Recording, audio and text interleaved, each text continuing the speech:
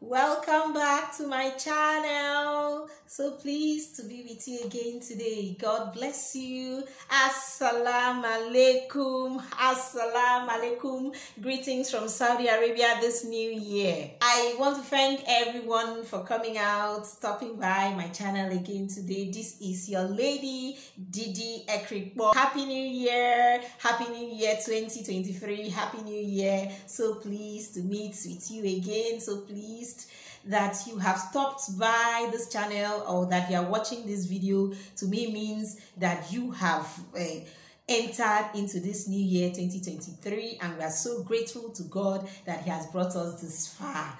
And in case you are wondering why I didn't bring out this, I didn't post this video earlier. Banger is the problem. Fireworks, fireworks, banger. That has been the problem. You know, I was waiting for the usual New Year fireworks, banger, knockout, to be thrown this year. I waited day one. I waited through the night. Nothing. The night of 2022, 31st into 1st of January, 1st, 2nd, 3rd, waited till this time that I'm recording this video. No knockout sound. So I just said, I better leave waiting for knockout sound and go ahead and do my thing. I was actually waiting so that I could record it, you know, and let you have a feel of Saudi Arabia on a new year time like this, but nothing. Nobody threw any banger, nobody threw any knockout, no fireworks. Unlike 2021 into 2022, we were by our window watching. I mean, there were fireworks up and down, banger, knockout. It was very interesting. We were watching on, we were enjoying ourselves, but all that from the confines of our room and the window. But it was very interesting. So I thought I could record it and, you know, let you have a feel of New Year here in Saudi Arabia. But alas, it wasn't to be. I don't know what happened. I don't know. Maybe they gave a particular information that said people shouldn't throw the banger, the knockout. I don't know. Maybe. So I just said, I better leave this matter and move ahead. So thank you, and please don't be offended. Bear with me.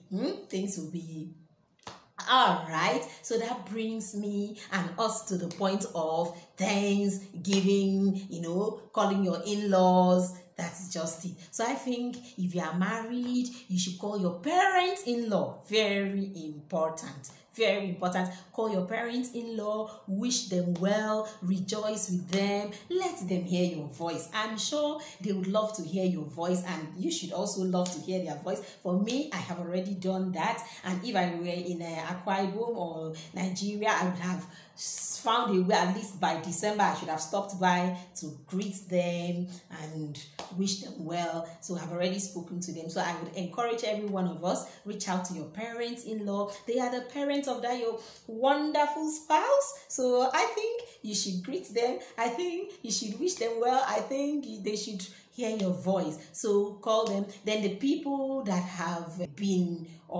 helped you, you should also tell them thank you. And talking about intended, for those of us, you know, that have intended, you know, would be husband, would be wives, would be in-laws. Please, I think it's very important, a good idea. You call them. If you couldn't go to see them, call them, wish them well, rejoice with them, let them hear your voice, let them know that you are happy to be to come to be with them. So that's just it. That's a good tip, a good idea for those in relationships. Now we come to people that have been good to you in one way or the other. I think it's very important to say thank you. Thank you, gratitude. It's a lifestyle that is, for some people, it's fading out of their life, and I think it should come back in this new year, especially. Let it come back, and if it wasn't there in your life before, good to make it part of your life. Be grateful for what God has done for you. Be grateful for what people have done for you. Call the people that have done one good thing or the other for you through the year 2022. Tell them thank you, appreciate them. If you had done that in December, that's very good, very, very good. But that doesn't stop you again from still greeting them now, still telling them that you are very grateful. That would be very nice and very wonderful. Then talking of God, our creator, our maker, very important. Get a piece of paper, get a book, write down, take note of all the things that God has done for you. Write it down, because it's very possible to forget. So write them down, and then you tell God thank you for one after the other, each and everything that God has done for you. Write it down, and then take note of it. Write it down, tell him thank you, thank God for each and every one of the things that he did for you in 2022 and even in the years past. He's never tired of hearing your voice. He's never tired. God is never tired of hearing thank you from you. So please, very, very important. All right, then that brings us to the next point of setting goals. This is 2023. I know that some of us have set goals, even me, and in 2022, and maybe you couldn't finish up, or everything, you couldn't do it, you couldn't meet up. But that will not stop us from forging ahead. That will not stop us from pushing on. That will not stop us from writing new goals and plans for 2023. But points of note, please make your goals smart. Smart goals. Don't write open-ended things that even as you are writing, you know that you will not be able to do it. Even as you are writing, you know that you cannot fulfill, in short, you don't even plan with what you've written. You don't even plan to do it. You don't even plan to achieve it. Because someone else, maybe your income, your business, it makes an income of, let's say, whatever it is, maybe 200,000 in a year, for example, just an example. And then you now say you want to you plan to save 200 million in a year. How is that realistic? That's not a realistic goal. So please make your goals smart.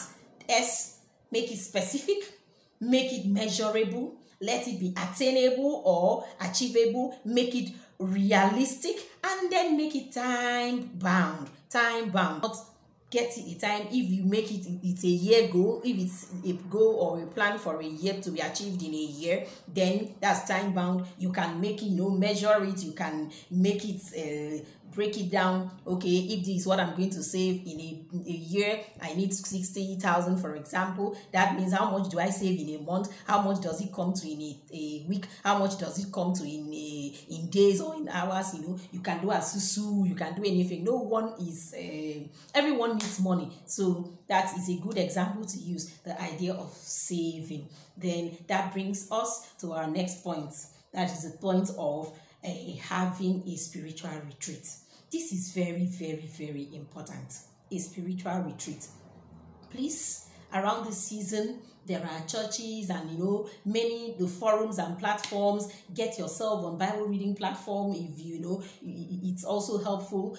Get a spiritual retreat. Join around this time from next week, I think. Yes, even some people have already started now. You find anyone that you are convenient with, you are comfortable with, get on there, have a spiritual retreat, fastings, prayers, word. Get yourself strengthened for the journey ahead. It's very important, because personally, I believe that this life is more spiritual than physical. So please, my people, my friends, my family, get yourself a spiritual retreat. Fortify yourself, strengthen yourself for 2023. The journey is far. The journey is going to be, so it's good to take note of these few things. Let me not bother you with so many stories. But personally, going back to personal goals, I would like to lose some weight. That's my own plan for 2023. I would like to lose some weight. When I came here, I was weighing about I think 66, 67 max. But being here, I've not been able to see my vegetables to eat, and I ended up eating and all that weight. I now started weighing about 70 kg. So So the last few months of last year, I brought it down to about 68, 69. So this year, before the end of the year, or by the end of the year, I intend to work on myself and be able to weigh between 63, 64 kg. I think that would be okay for me. So that would mean I'll change my meals and all the things that I need to do. So that just it. My problem had been that I love to eat vegetables, and soup, but here I'm not used to the vegetables here, so I've just been eating, trying to eat the spinach and the other vegetables which I'm not very conversant with. So that had added to my problem, plus the fact that that added to my problem of putting on weight. So I'm planning to work on that. That aside, now coming to my academic goals, I intend to go back to school. I really love to go back to school. So my plan now is to look for admission and to get admission. So that's one of my goals and my plans for 2023. I'm talking about money.